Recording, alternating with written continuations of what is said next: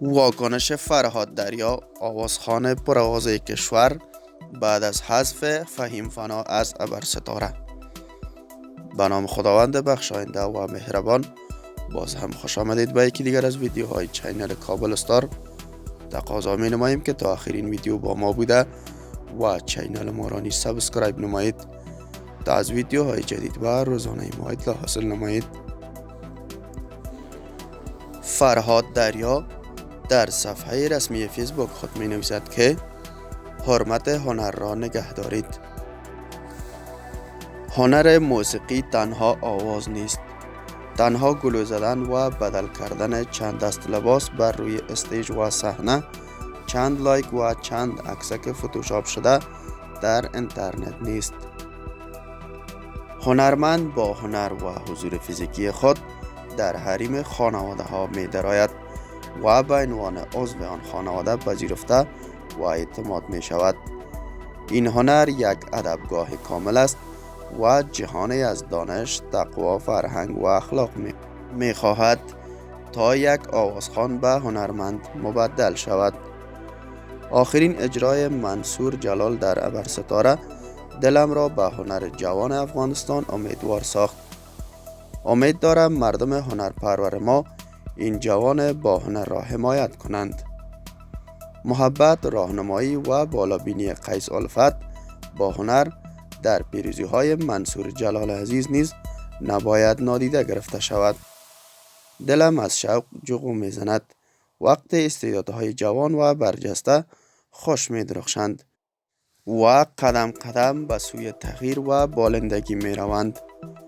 اما آنچه در حق فهیم فنا، این استعداد انکارناپذیر، اتفاق افتاد از نظر من بی‌عدالتی آشکار در حریم خانواده موسیقی افغانستان است.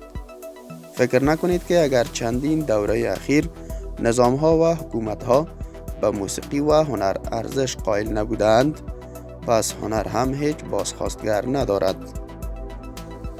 نه جانک برادر، نظام‌ها شکر که هستند ولی آمدنی و رفتنی اند، اما مردم ماندنی هستند.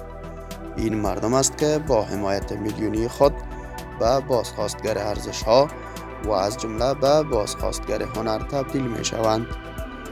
هنر بازخواستگری به بزرگی مردم دارد.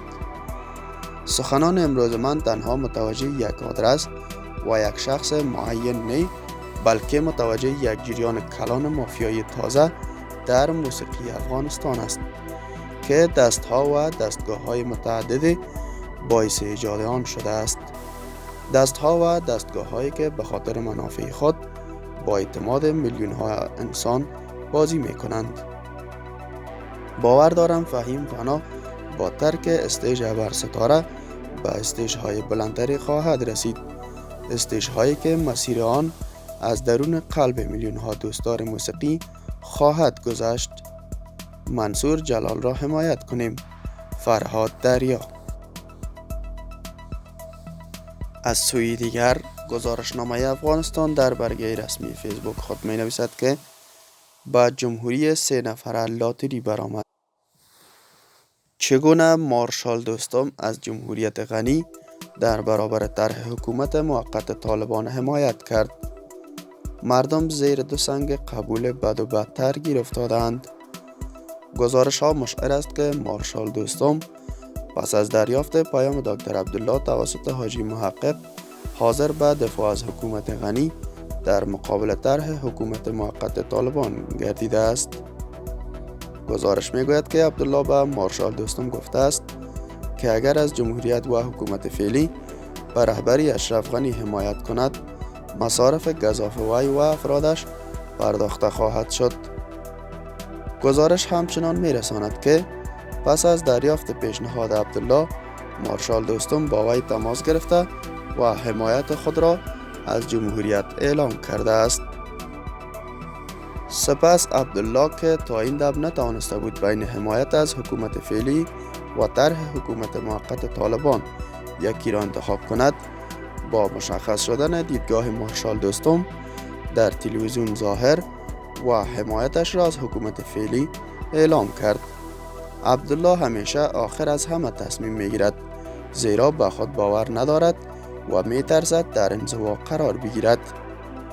قابل یادآوری است که این معامله دوستم با غنی در حالی صورت می گیرد که قبلا حاجی محمد محقق در بدل احراز مقام مشاوریت رئیس جمهوری حاضر به حمایت از حکومت وی گردیده بود.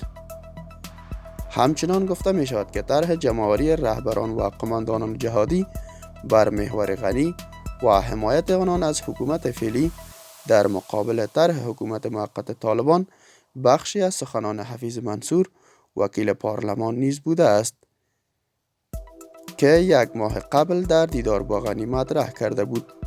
منصور در این دیدار به غنی یادآوری کرده بود که وی شخص تنهاست و در این حالت باید رهبران و قماندانان جهادی سابق را با دادن پول به دورش جمع کرده حمایتشان را حاصل کند.